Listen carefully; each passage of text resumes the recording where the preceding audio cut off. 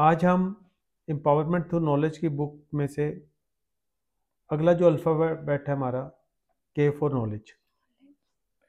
अभी तक हम जे फॉर जज तक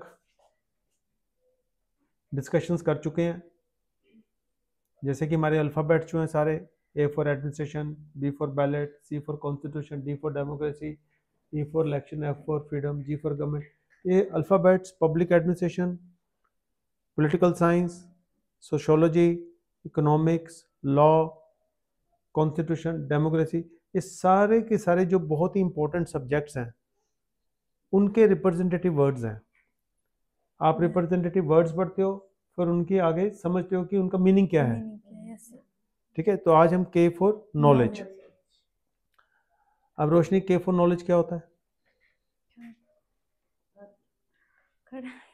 हाँ, A theoretical or practical understanding of a subject.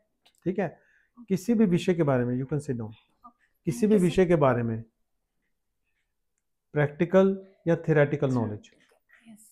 अब थियोरेटिकल क्या है? थियोरी। मान लो हमने संविधान के बारे में पढ़ा, संविधान की डेफिनेशन समझी। संविधान की डेफिनेशन कॉन्स्टिट्यूशन करते हैं हम।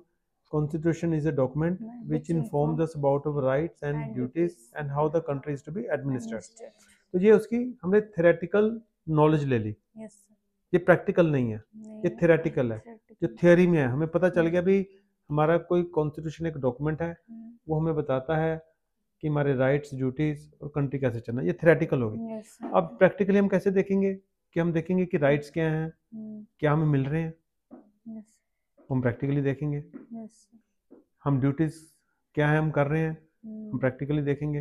पूरा कंट्री कैसे चलना है, जब हम जाके एडमिनिस्ट्रेशन से बात करेंगे, पुलिस प्रशासन से बात करेंगे, तो प्रैक्टिकली हम देखेंगे कि हमारा कंट्री कैसे चल रहा है। तो वो प्रैक्टिकल नॉलेज होगी, उसकी कमियां हमें पता चलेंगी। तो जब तक हमारे पास थ्योरेटिकल नॉलेज नहीं होगी तो प्रैक्टिकल कैसे कर पाएंगे? अगर घर में खाना बनाना है तो पहले माँ समझाएगी ना कि आटा लेना, उसमें पानी डालना है, उसको कैसे गूंदना है, फिर उसमें से जब आटा बन जाएगा फिर कैसे चपातियां बनानी है, तो पहले वो बताएगी। वो थ्योरेटिकल नॉलेज है। लेकिन जब आप करोगे वो क्या बन जाएगी? प्रैक्टिकल, जिसको हम करना भी आ गया। इसी तरीके से जब हमने ये शिक्षा के बारे में सोचा, जो सोच है, ना तो उस टाइम थियोरी क्रिएट हुई, सिर्फ सोच थी। वो सब सोच क्या होती है, उसको बोलते हैं सब्जेक्टिव। जो माइंड में है, वो थियोरी में भी नहीं है, सिर्फ एक माइंड में है। उसको हमने कन्वर्ट करके लिख दिया थियोरी में। जब पढ़ाना शुरू किया वो प्रैक्टिकल बन गया। सो माइंड, आइडिया, थियोरी, उसको हमने लिख दिया। जब पढ़ाना शुरू किया तो प्रैक्टिकल हो गया। जब इम्प्लीमेंट करेंगे तो और गहराई में प्रैक्टिकल हो जाएगा।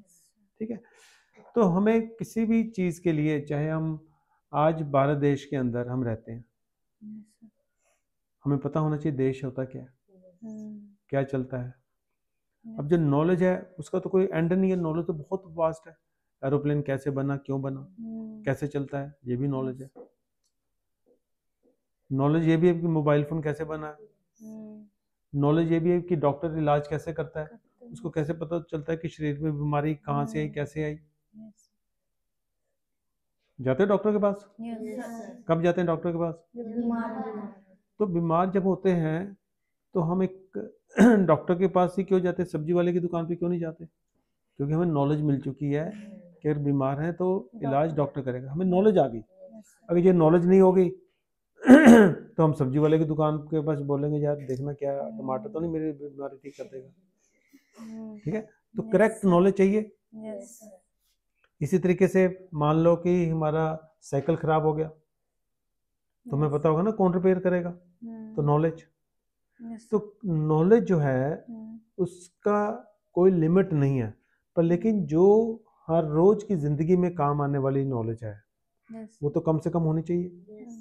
अब वो नॉलेज क्या है? जिस देश में हम रहते हैं वो देश कैसे चलता है, उसका संविधान क्या है, उसके रूल्स रेगुलेशन क्या हैं।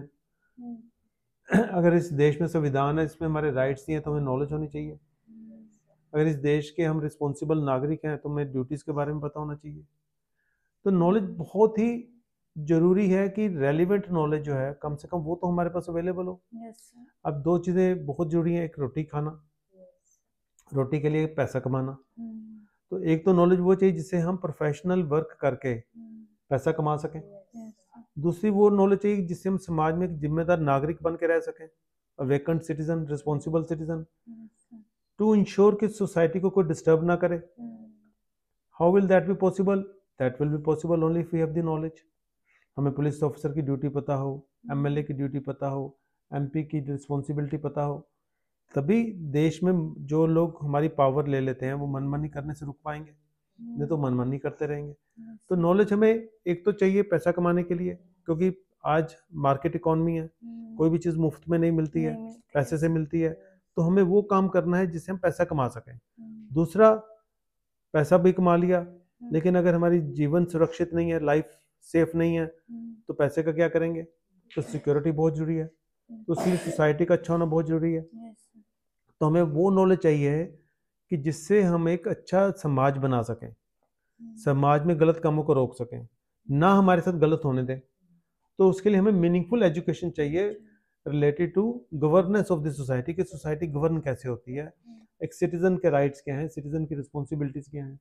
इसलिए जो के फॉर नॉलेज हमने बनाया है, जैसे हमने बताया कि डी फॉर डेमोक्रेसी क्या होती है, जिसमें ई फॉर इलेक्शन होता है, उसमें वी फॉर वोट डलती है, जिसको ज्यादा वोटें मिलेंगे वो ई फॉर इलेक्ट होगा, जो ई फॉर इलेक्ट होगा जी फॉर गवर्नमेंट बनाएगा।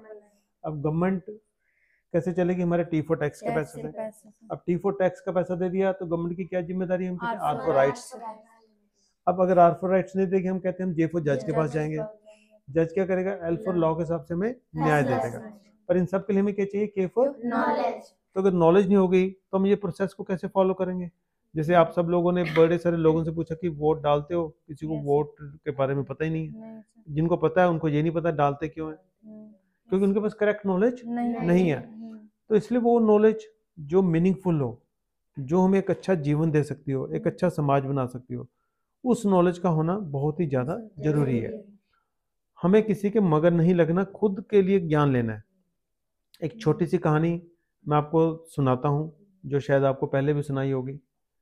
एक सुनयारा था, वो सुनयारा जो था वो हीरे का काम करता था।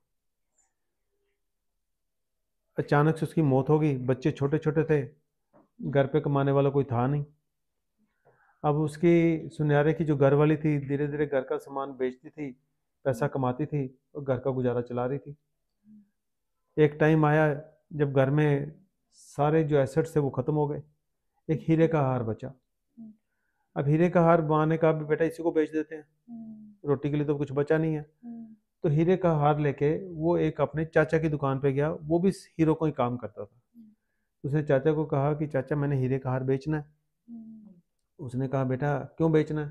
उसने बताया कि चाचा जी घर पे खाने के लिए पैसे नहीं है और राशन कुछ बचा नहीं है, सामान भी सारा बिक चुका है, अब एक हीरे का हार बचा है, इसी को बेचना पड़ेगा ताकि कुछ पैसे हैं, घर का गुजारा चल सके। तो उसने कहा बेटा देख ऐसा है, तेरे को घर के गुजारे के लिए जो चाहिए वो मेरे को बताओ, हार अभी मत बेचो क्योंकि मंदी है बहुत ज़्यादा, इसमें कोई दाम अच्छे नहीं मिलेंगे। तुम इस बेशकीमती हार को अपने घर ले जाओ और आज के खाने के लिए मेरे से पैसे ले जाओ, कल से सुबह काम करने आ जाना, हर रोज अपना पैसे लेके जाओ ताकि आपके घर की रोटी चल सके। उसने चाचा के पास हीरो की दुकान पे काम करना शुरू कर दिया। धीरे धीरे उसको हीरो का ज्ञान बढ़ना शुरू हुआ, उस घर का गुजारा चलना शुरू हो गया। तो काफ़ी दिन जब बीत गए तो चाचा ने कहा कि जब बेटा वो हीरो का हार ले आओ, अब मार्केट अच्छी होगी, अच्छे पैसे मिलेंगे। तो जब वो घर गया तो उसने संदूक से हार निकाला, उसको वापस संदूक में रख दिया। अगले दिन चाचा की दुकान पे चला गया बिना हीरे को हार लिए। चाचा ने कहा बेटा वो हार कहाँ है? आपको तो हार लाने को कहा था। उसने कहा चाचा वो हार तो नकली है, उसको मैं क्या लेके आता, उसका क्या मिलने का। उसने कहा चाचा आपको तो पता था हार नकली है, आप तो इतने हीरो के माहिर हो, तो आपने पहले दिन क्यों नहीं कहा कि हीरो का हार नकली है? उसने कहा बेटा अगर मैं तुम्हें पहले दिन कहता कि हीरो का हार नकली है तो तुम मेरे पे विश्वास नहीं करते, तुम्हें लगता कि चाचा टरका रहा है, मेरे को हेल्प नहीं करना चाहता, मेरी मदद नहीं करना चाहता, तो चाचा जानबूझ के इसको नकली बोल रहा है।